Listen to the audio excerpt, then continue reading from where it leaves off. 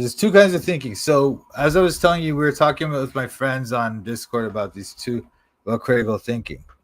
And they're right in a way. Like they're talking about this kind of critical thinking, intrasystemic, inside the system. Okay? And there's a kind of critical thinking at that level. That's true, somewhat, But without understanding that there's this other metasystemic type of critical thinking, you just don't have critical thinking, and that's the problem with people trying to say that they're critically thinking within the system, when they never think outside of the box. That leads to just complete confusion and nonsense. So the intrasystemic thinking is working within the system, and the metasystemic thinking is questioning the system itself. And so intrasystemic, you're operating inside the framework. You're using its tools, its logic, its theories, and solving its problems.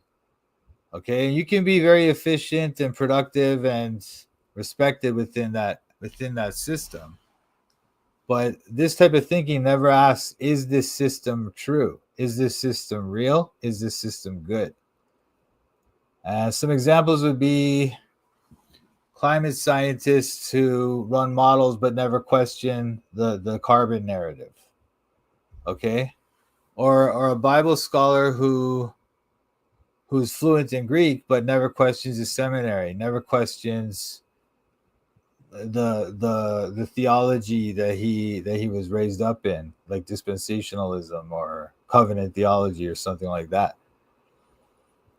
Or a doctor treating depression with drugs but never asking if the whole DSM is just built on lies, right? But then you have metasystemic thinking. So that's when you step outside the frame and you ask the question, like, where did this system come from? Who built this system? Why do we assume this system is valid? And this is the kind of thinking that threatens power. And so that's why because it exposes the hidden assumptions, the false narrative that we've been fed. And so that kind of system, that kind of thinking it's squashed in education and academia. It's not allowed very often. Okay. So that's the problem. So for the carbon thing, for using those same examples, right? Instead of asking, well, how do we lower CO2? We might ask, is CO2 the cause of warming, or is it just correlation? Or instead of asking, which end times view fits Revelation best, we could ask, is dispensationalism just created to promote Zionism? Is covenant theology just set up to cause us to become Calvinists? So this is the kind of questions we need to ask to really come to understand these things. Okay. And instead of asking, how do I get better grades, we could ask, why is the system forcing me to think in this way to get the good grades? Why can't I think in this other way? Why are they promoting conformity over truth? So the intrasystemic mind is asking, who makes the machine run, or sorry, they make the machine run. The intrasystemic people, they make the machine run. But the metasystemic person is asking, who built this machine? And should this machine even exist? Okay? That's the questions we need to ask, okay? So when you have a doctor treating symptoms, he's working within the system. He's not asking the question of, is this a good valid way to treat disease? Are these diagnoses that I'm giving these people valid? Are they scientifically testable? They don't ask these questions a lot of the time. Sometimes they do, but very rarely.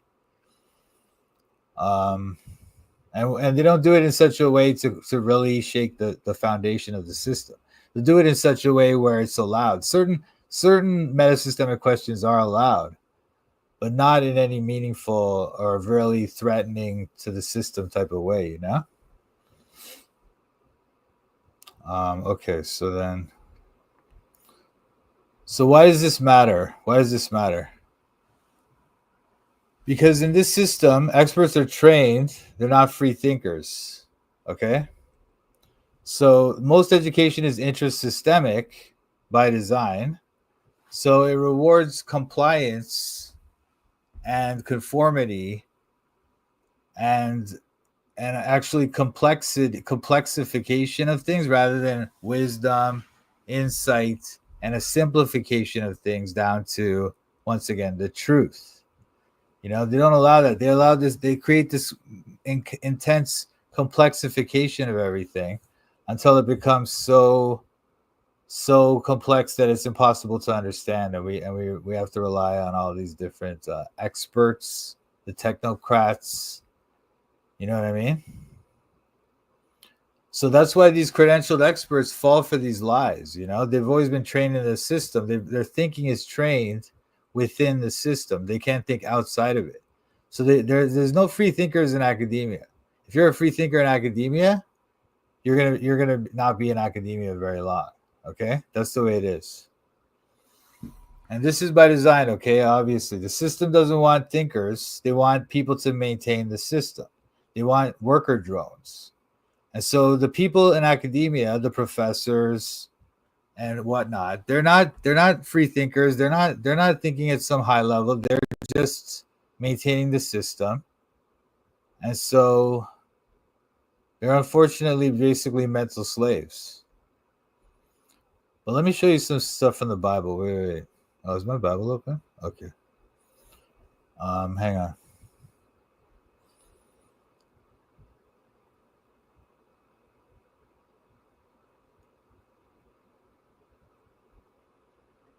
Okay. So I wanted to show you how Jesus and Paul, they weren't thinking like this. They would think outside the box. Okay? For example, just one example of many we could come up with, right? But if you look at what Jesus is saying here, you have heard that it was said by them of old time, thou shalt not kill, and whosoever shall kill shall be in danger of the judgment. But I say unto you that whosoever is angry with his brother without a cause shall be in danger of the judgments. And whosoever shall say to his brother, Raca, shall be in danger of the council. But whosoever shall say, thou fool, shall be in danger of hellfire. And he says, ye have heard that it has been said by them of old time, thou shalt not commit adultery. But I say unto you that whosoever looketh on a woman to lust after her hath committed adultery with her already in his heart. So Jesus isn't just talking about within the system. He's questioning the system itself. He's not questioning the law of God, though. He's just giving them the proper foundation to understand the law of God. They had a foundation which was worldly, and he's giving them the foundation which is heavenly. That's all it is. But that's the problem. They are thinking only within their system, within their worldly system. That's why they can't understand the law of God. But Jesus is questioning their whole way of thinking, their whole paradigm. And that's how you have to do it to be this kind of meta-systemic thinker. Okay? Another example would be this.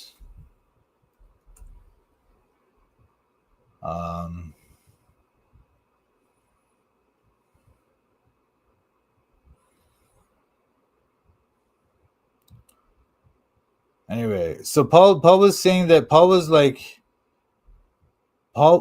waiting for them at Athens, and his spirit was stirred in him when he saw the city given wholly to idolatry. All right, the whole city is given to idolatry, right? He meets with these philosophers. Certain philosophers of the Epicureans and of the Stoics encountered him and said, "What will this babbler say?" Others, he seems to be a setter forth of strange gods, because he preached unto them Jesus and the resurrection. And they took him and brought him unto the Areopagus, saying, May we know what this new doctrine whereof thou speakest is. For thou bringest certain strange things to our ears. We would know therefore what these things mean. For all the Athenians and the strangers which were there, spent their time in nothing else, but to either to tell or to hear some new thing. And this is the important thing. This is how these people are in academia. Okay, they're there to tell or to hear some new thing. That's what they go there to do. But they never ask what's the ultimate truth. What is the ultimate thing? That's what they don't ask, and that's what they'll never understand. But these philosophers, this is the origin of academia. Athens was the place where academia began, right? And Paul goes there and he says, look, Paul stood in the midst of Mars Hill and said, ye men of Athens, I perceive that in all things ye are too superstitious. For as I passed by and beheld your devotions, I found an altar with this inscription, to the unknown God, whom therefore ye ignorantly worship, him declare I unto you. See, they're worshiping all these idols and stuff, but they still have the unknown God in the corner. They know him, they feel him in their heart, they know he's there, but they don't understand, or they don't want to like turn to him, right? So they turn to these idols. But Paul is showing them, look, this is the truth. This is the meta-systemic thoughts, okay? Outside of your idol worship, there's a true God of the whole universe, right? And he's a God that made the world and all things therein, seeing that he is Lord in heaven and earth, Lord of heaven and earth, but he dwelleth not in temples made with hands. So this is the thing they couldn't understand out there, you know? But that's why Paul says this later in his letter to the Colossians. Beware lest any man spoil you through philosophy and vain deceit, after the tradition of men, after the rudiments of the world, and not after Christ. This is what happens when people get into this type of false thinking too much, you know, they lose the plot.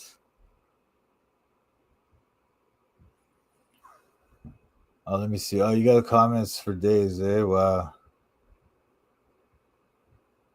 Wow, dude. I can't believe that, dude. That's brutal. Anyway, I'm going to keep going here, but thanks for the comments, you guys. So the problem isn't the reasoning, okay? The problem is the false thinking, all right? But this explains why these academics fall for so many lies. Because they can't think outside the box. They can't ask the question of, is this even legitimate? You know? They're stuck in their worlds. But I wanted to say that, you know, I don't know if you've ever heard the phrase, theology is the queen of the sciences. And this is the thing that they used to say when the Christians were founding the university system, which was, founded by Christians, of course. Okay? Christianity, the Bible, is the source of universities, of knowledge, of true knowledge, of science. Okay, we're going to talk about that. But when they first founded the university system, they used to say theology is the queen of the sciences, and later they would say it's the king of the sciences, like some modern apologetics people would say that. The science is actually born from theology. Okay. And if you divorce science from theology, you kill both. Okay? Both of them are dead. Because all knowledge begins with God. We've already discussed that. The fear of the Lord is the beginning of knowledge. Theology is not just a branch of knowledge. It's the source of knowledge. It's the ultimate thing on top of knowledge. The organizer, the interpreter of all knowledge is theology. Okay? So you don't get wisdom by bracketing God into one field of knowledge over here, and then there's other fields all over the place. No, that means you lose knowledge, you lose the truth. Okay? Because in Christ are hid all the treasures of wisdom and knowledge.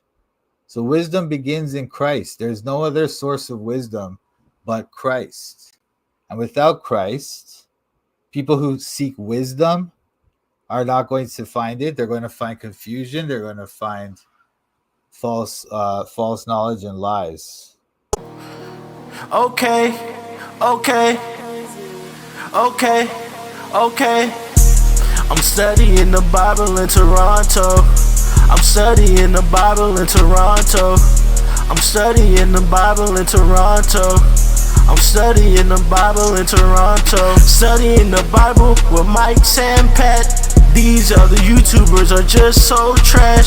Hit the thumbs up if you wanna support. Go follow Mike as he follows the Lord. I'm studying the Bible in Toronto. I'm studying the Bible in Toronto.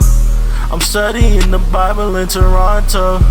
I'm studying the Bible in Toronto. You better watch out, Mike's calling out the shields. If you're not free grace, you need to sit down and chill. We're not hyper grace, you know we keep it real. Eternally secure, you know that we're sealed. We don't back low, we're not workspace heretics. Mike's not in it for the money, trying to get a lick. They out here selling their souls for a couple clicks. Becoming Freemasons so they can't just get rich. I'm studying the Bible in Toronto. I'm studying the Bible in Toronto. I'm studying the Bible in Toronto. I'm studying the Bible in Toronto. Shout out to Mike Sampat. Check out his channel, Toronto Bible Study. Subscribe and like.